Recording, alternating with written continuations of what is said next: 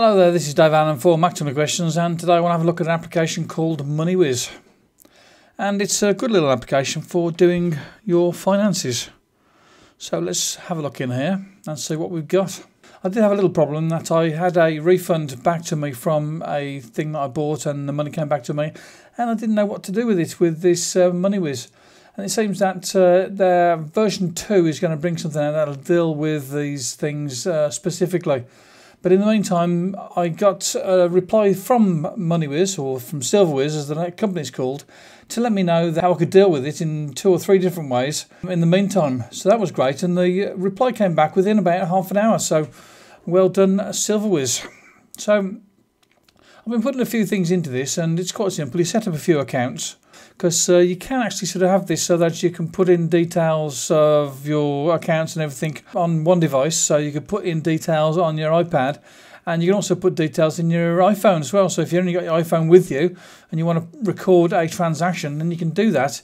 It gets synced up to the server, and then it'll be synced onto the account that you're running on the iPad as well. So that's pretty good.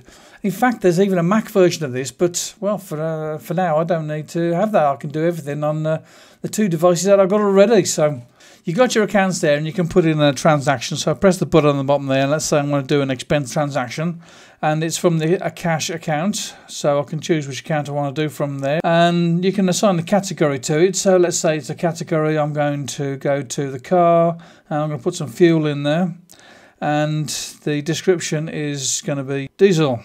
Let's have some diesel in there. And the payee is going to be the petrol station. And the amount is, let's say I'm just putting 30 euros in there. And then I can choose the date. Obviously it's going to be today's date. That's going to come up there. But if it was something I did yesterday, that could go in there as well. So let's leave it for today's date. And click on that there. If you want to do a picture to go with this, then you can do that as well. So let's click on that. I can get something from the camera roll. So obviously you have to take the picture first before you can choose it to put into this here, so that's okay. And then we'll just click on done.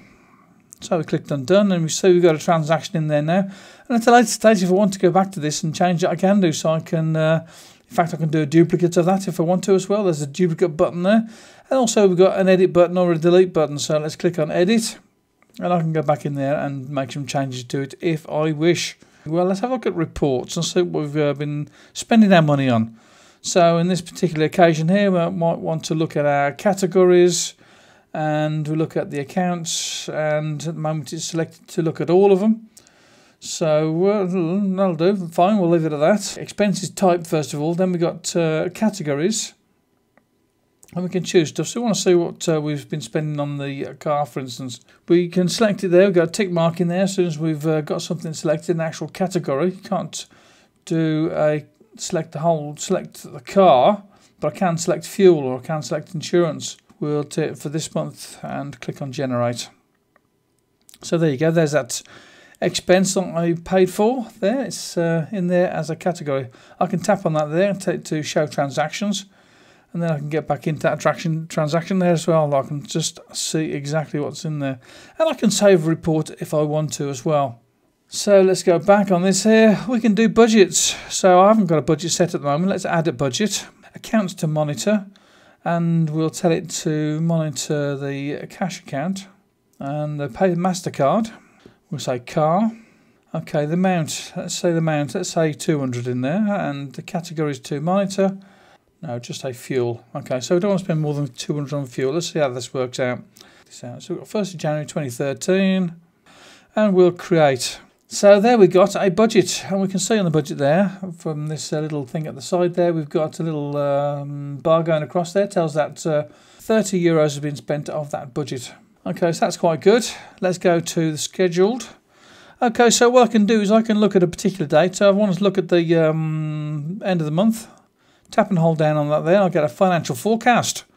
So it tells us what the balance is, the expenses and the incomes for that date. Tap to set period. So I can show expenses for this year, this week. So I have no expenses for this week. Or I can look see what's overdue. There's nothing overdue. And we can look at the next 3 months. So let's go to next month. And I've got a financial forecast for the day look from February the 1st, and there's an expense of 225. So we've got the schedule there. Let's go into reports. And in reports you can get a few different things. Let's go to forecast, do all accounts, and we'll do it just for this month and click on generate. So that gives you a forecast there of what's happening with all these accounts.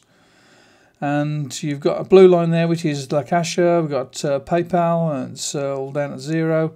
And we've got MasterCard there, and so you can put all this stuff in there, no problem at all. And you can make it go full screen as well on there to see it in a clearer detail. So pretty good little application this here. And you can go into settings. You can set up your categories here, your expenses categories and your incomes.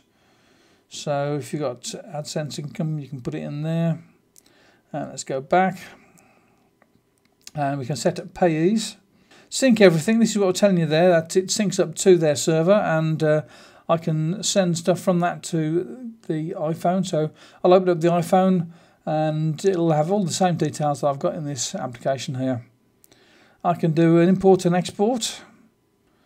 And let's go back and let's export. So I can export all the accounts and everything for all time. I can export it to a PDF or export to a .csv file. So let's cancel that. We don't want to do it at the moment. And general, what's in that? Enable PIN protection. That's a good idea, isn't it? So if you're carrying this document around with you, then you don't want to have it so that anyone can check it and have a look in there. So we've got to show running balance and alert me when the account goes to negative balance. Okay, so let's go back. Now you can see we've got a running balance in there, and that 25 that's in there at the moment, that's the amount of money that's left in there. Let's go to a La Caixa one. So that's pretty good. I like that. I think it's a really good application to have, and well worth looking out for this on the App Store in iTunes. You can get one that works on the iPad, one that works on the iPhone, and you can also get a version which works on your Mac as well. Oh yes, and you've got a nice little calculator down here as well. In fact, it's a converter as well, so it gives me an exchange rate which might or might not be correct when it comes around to actually making the exchange or the exchanging that you're using there. So you might want to change that. And I can turn that around as well. Filters as well, so I can have a look at filters, and I can filter it so I just see the transfers. I can filter it so I can just see incomes and expenses. I can change the period, so I can look at the last 90 days, I can look at the last 7 days, last 30 days.